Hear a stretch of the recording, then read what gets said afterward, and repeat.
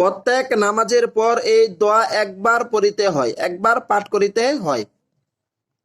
লা ইলাহা ইল্লাল্লাহু ওয়াহদাহু লা শারীকা লাহু লাহুল মুলকু ওয়া লাহুল হামদু ইহয়ি ওয়া ইউমীতু বিয়াদিহিল খায়র ওয়া হুয়া আলা কুল্লি শাইইন কাদির।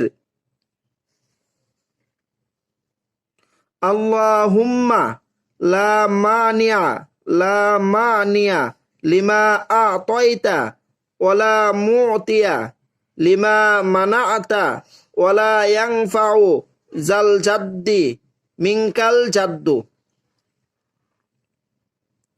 অর্থ হলো, একমাত্র আল্লাহ পাক ছাড়া অন্য কোনো মাবুদ নেই, অন্য কোনো ইলা নেই।